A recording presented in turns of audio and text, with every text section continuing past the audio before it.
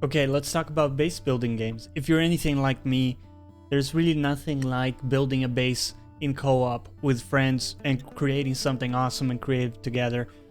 If maybe you have OCD like me, you try to position things in a really organized and efficient way, and then someone else comes in and they have their own way of doing things. It creates a really fun dynamic. So today we're talking about Astroneer, which is a really charming game. It meshes together a lot of elements from other games. You can think about No Man's Sky when it comes to terrain manipulation and resource gathering from the terrain and all of that, but put into a very charming package with awesome graphics. It has full co-op. You can explore different planets in the system too. It's really an awesome game here to jump into. So today we're gonna discuss some of what the game has to offer when it comes to gameplay. I'm gonna talk to you about what the newest update also offers, which is the automation update that recently came out. I'm gonna show you some gameplay of me playing with my friends, and at the very end we'll wrap it up with some information from the devs as well if you want to go check them out and support them. Hello everybody, welcome back. I'm Johnny, and in the channel we're doing a series of videos where we talk about some of my favorite games, and I show you some gameplay too so that you can get an idea of whether or not you might be interested in this. So today with Astroneer, I'm showing you some gameplay that we did over the weekend with a couple of very good friends, and I'll discuss some of the basic stuff here early on in the game, and then some of the stuff you gain access to later too, again to try to give you an idea of what the game has to offer. So early on you start with this kind of package here where you have your oxygenator, and from there you need to create tethers so that you can keep tethered to the oxygen line. So you will kind of see this throughout the place as we explore a bit further. The other aspect of it is, of course, base building itself. So here we're setting up some basic platforms and storage. We already have some small generators giving us power. And straight away, the thing we have to do is collect some basic resources. We have 3 basic resources in the game that we need to care about: compound, resin, and organics.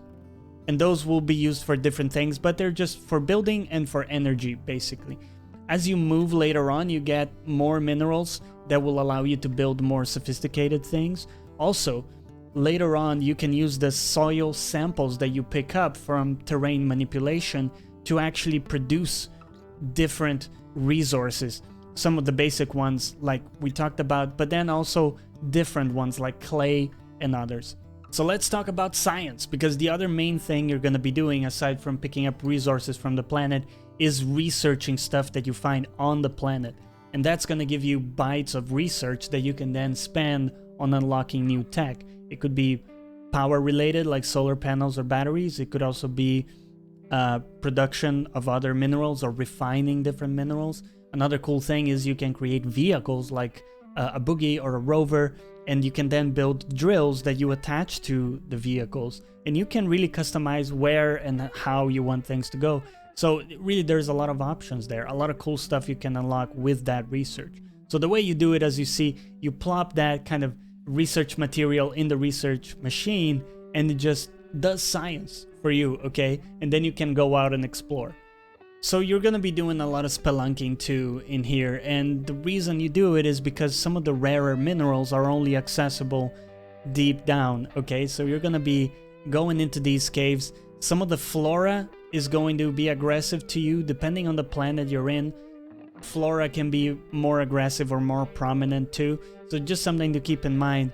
Always kind of play it safe, always have a way to go back, create ramps as you go with the terrain manipulation tool. And just make sure you always have a way to back out. Also, remember you keep extending this tether that you see here. This is your oxygen line. You need to make sure you don't get far away from it and that you have enough tether nodes so that you can be plopping them down. They can be created using some of the basic resources, so it shouldn't worry you.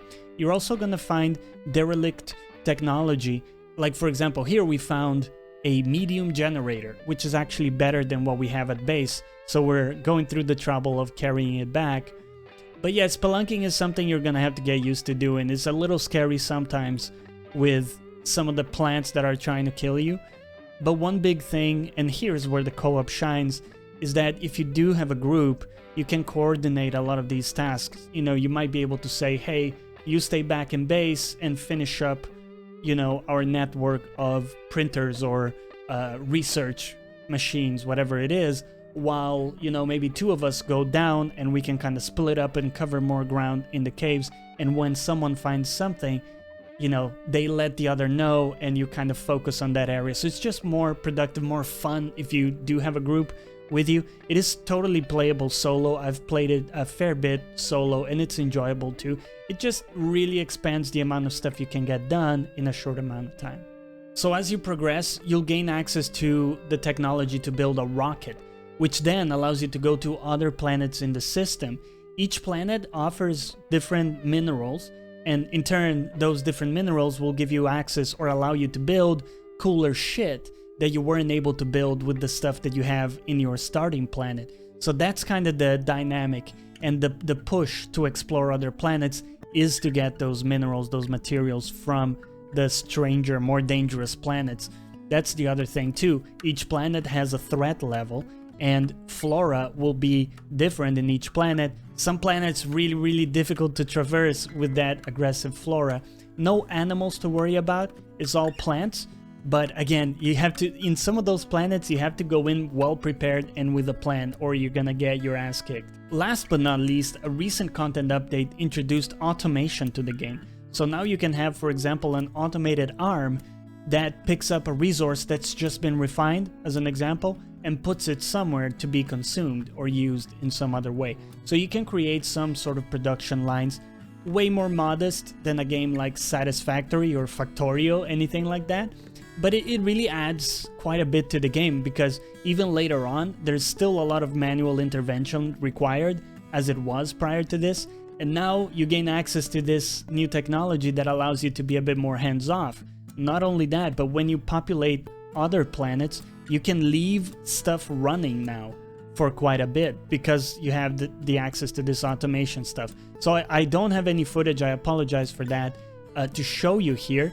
I'm sure you can find some if you're interested, but I did want to mention it because what I've seen looks really cool, and I think it adds a lot of cool stuff to the game, and I'm really excited to see what else they add as we move forward. So that's Astroneer in a nutshell. It's available on Steam and consoles too, so if you do pick it up and enjoy it, talk to the devs on Twitter. They answer a lot of the tweets, and they're really pumped up to hear about people that are enjoying their game. So go over there, make their day a little bit better. Also, if you're enjoying the discussion here, make sure to go over to my Twitch channel, where you can get much more every week, every Monday, Wednesday, and Saturday. Also, consider joining our wonderful Discord, where we chat every day. That's it. Take care, everybody. And as always, thanks for watching. We'll catch you next time.